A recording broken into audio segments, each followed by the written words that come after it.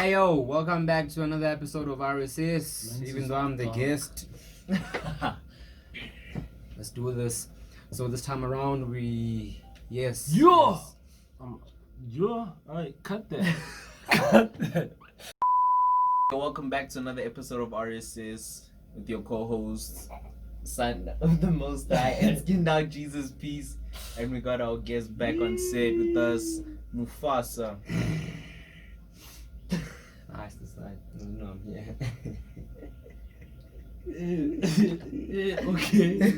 Okay. So what are we reacting to this time around? We're reacting to, what did you say? Ezekiel.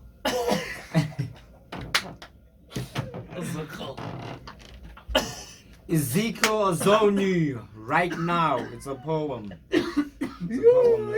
Let's get it.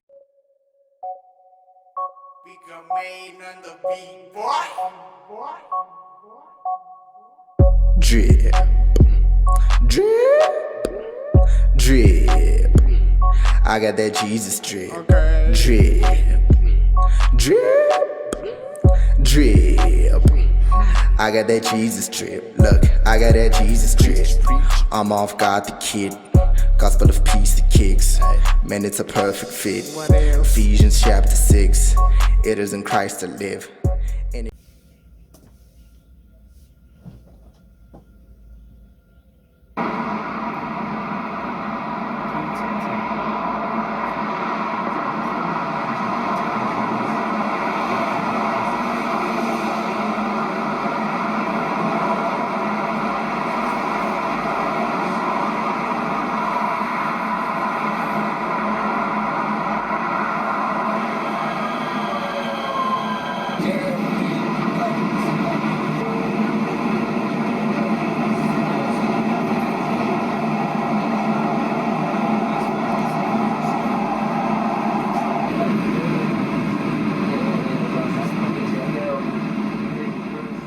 Take your time.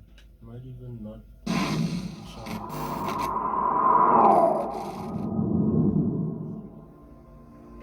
One night, the Lord appeared to me in a vision and he asked me this: if I gave you the ability to do anything for me right now, what would you do?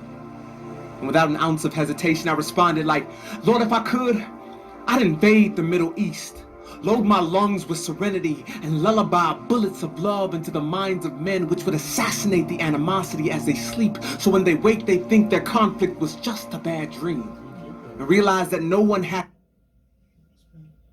Nah, do you get it or not? Kinda, but not. What do you get?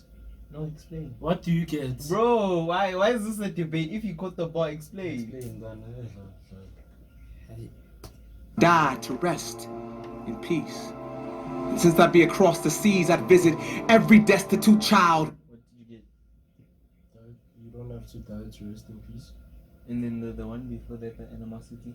No, the whole thing he was comparing himself to, you know how the people in the Middle East believe, what do they believe in? Who is the, Like, it's mostly filled with Islam. like they have to like kill Christians. and stuff like that. He spun it around like, hey, any challenge. Every third world country, feed each one individually with so much faith today that they would have no choice but to save leftovers of hope for tomorrow and the day after. I'd ask for you to sign my permission slip to die, so that I could field trip to heaven and borrow your eyes, to lend them to every little downtrodden girl who attempts to use society's mirror to define her worth. Instead, she'll see that everything looks perfect when using. I caught that. Like you were saying, like, you know, obviously when you say look with the eyes of God, you know, we're talking about looking like with eyes of love. So then he was like, if I could go take a trip to heaven and Borrow like, your eyes. so that girls can actually look at themselves with love and not looking at what society calls beautiful, so that you can see your own worth. Clean.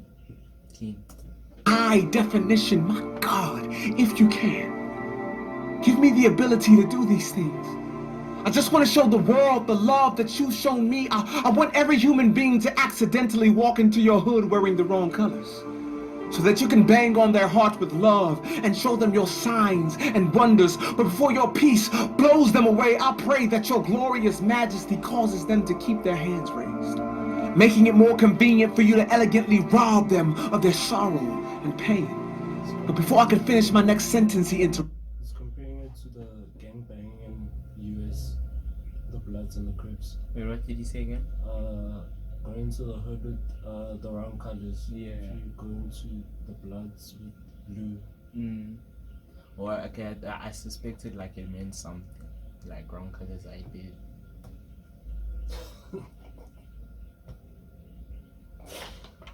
Yo. Causes them to keep their hands raised, making it more convenient for you to elegantly rob them of their sorrow and pain. But before I could finish my next sentence, he interrupted me with the type of silence that would make whispers sound like screams. I said, I'll do anything you ask. Name the task, state the price, I'm ready. And then he calmly asked, when have I ever withheld the pouring of myself upon you? Even as I speak, your countenance helplessly drips of the fragrance of my love. But you want to wait until you get your budget together before you travel across the world to spread it. When right here in this very room, neither your children nor wife can even remember the last time you said it. Or when he says countenance, he's meaning face. So, yeah, I just... Yeah, you just had to. Yeah, you know, just to explain where the mandem was coming from. Like when he says countenance, he actually means face. What did he say? Something about like dripping. Let's run it back. Because when he started talking about dripping, I was thinking of the glory of Self upon you. Never. Even as I speak, your countenance helplessly drips of the fragrance of my love. But you want to wait until you get your budget together before you travel across the world to spread it. When right here in this very room, neither your children nor wife can even remember the last time you said it. You have next door neighbors that you see daily. They've never heard you mention my name. I guess that'll all change if someone puts you... evangelize to people in your world, you know what I'm saying? Tell them about the gospel. It's like, important, bro. It's important. Like heaven rejoices over every sinner that repents, every one sinner. So, you know, it's important that we sow in. It's like God's number one job for his children. You know what I'm saying? That hit. Plane and flies you out to a city to spit poetry on a stage. Son, listen. I need you to understand that I cherish your desires. But why are you so eager to get your Christopher Columbus on? You're so desperate to circle an earth that you think revolves around you, that your whole perspective of the world is flat out wrong. And then he asked, do you trust me? I said, I do. I trust you with my life, with every breath that I take. He said, okay. And as long as that remains the same, whenever you are, wherever you are, it is never a mistake. That means your school, your job, your home, where you stand, sit, or lay is where I had you strategically placed. Do not be dismayed. I'm not giving you an excuse to be complacent. I'm providing you with the reason to believe me, believe it or not. I want to use you to reach the world, and I plan to show you how. But you've been so obsessed with trying to do something amazing there and then that you've neglected here. Wait, do you get the thing? You know how people would say that, like, they can't really like talk about God or maybe do like evangelism at school, maybe at work, simply because they're too busy and all that. And he just spoke about that. God said that he had placed you, he had strategically placed you on like wherever you are. So like it's like to the point where it's actually very important to actually do soul winning wherever you are. Whether you're at school, work, like it doesn't matter where you are. Maybe you went to to the villages. Like it's actually important to tell people about God. I mean, we are near to rapture at the moment, you check, and there isn't any joke around it. So yeah, evangelism is important. Telling people about God is really important. So yeah, and that's what I caught from that. Hold up, like Jesus is coming real soon, you know what I'm saying? And like, you know, we as Christians gotta prepare ourselves. Like rapture is happening real soon, and you know it's important that we like study the word, we start winning souls, we start living for the Lord, you know, no lukewarmness, or you know, just be on fire for Christ, you know. And yeah, well, for some of you guys who don't know what the rapture is like when the church will be called away from this world and like we'll go to heaven, and that's when the tribulation will start. So that's how we believe it's gonna happen, rapture before tribulation. And I know that, you know, other people believe other things, but yeah, that's how we believe it. So yeah, prepare yourself, Jesus is coming real soon, yo. Get it ready. And now,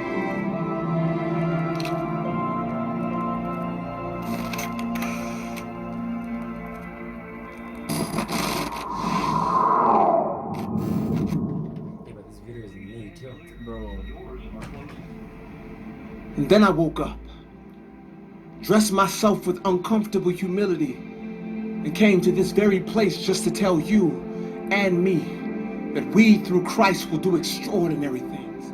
But never let your relationship with God, family, church, or community to become a floor mat for your next big quote-unquote opportunity. Take advantage of your current situation. I'm not saying be stagnant, but don't assume the journey isn't as valuable as the destination.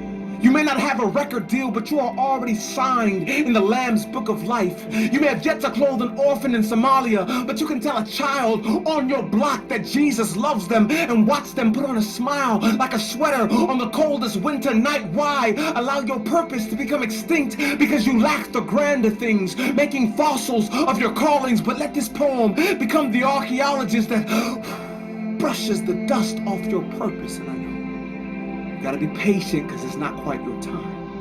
And that may be true, but God is preparing you with what you have right before your eyes. Can't you see? While some are putting in work on the mission fields of India, we could be getting it in across the streets. But without even mentioning the streets, I promise you, even as I speak, there is someone right here, right now, who is desperately in need. Someone's hurting. Someone's bitter. Someone's bound and needs to be set free right here, right now. There are bodies that need to be healed, minds that need to be renewed, and souls that may only know the love of God through someone named you. And of course, there will always be people 7,000 miles away who are seeking for a touch. But there may be someone sitting right next to you at the edge of depression who would give anything for a hug. Just a hug. We must learn to embrace the beauty of now. The most dangerous people walking on this planet are not terrorists. They are the people who are called by God yet refuse to walk in purpose. No matter where you are. you know, that reminds me of like when you're saying like the most dangerous people are people who are called by God but don't work in their purpose. Reminds me of Priest's performance when he was like, you know, the most, like a lot of Christians like in this life actually live their life without fulfilling their purpose. And he was like, that's one of like the saddest things. Is that what he said? But something along those lines. So as a Christian, you have to know your purpose. yeah, it's important that you find out your purpose, like what God has called you to do, because like you're not here by mistake, you know. You didn't like just come out here by mistake, and like God doesn't know that you're here. You're created for a purpose, and it's important that you like discover your purpose and walk in the light of your purpose, because yeah, such a cool It's important. Sheesh. Okay, random spoken word. It's deep, bro.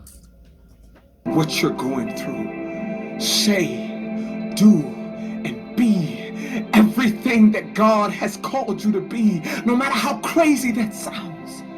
Because why would you wait for there and then when you can begin right here, right now?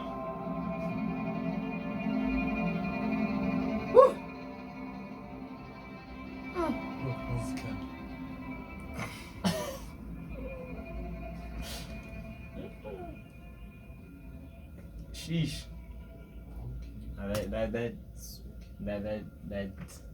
That hit deep. Any thoughts? Any thoughts? Any thoughts? I feel like we should react more to, you know, spoken word. Yeah. Clean. It hits deep, man. Hits deep. So yeah, do the most on the comments right there. Give us some suggestions on what to react to next. You know, ready for anything. Poetry, Yeah. music, what is it? What else? Poetry, music. Might even start reacting to pastors' messages, eh? So we'll let you know though. Maybe some soccer skills, you know. And it's do the things. Yeah, we'll check you. Catch us next week with another video, you know what I'm saying? So we out.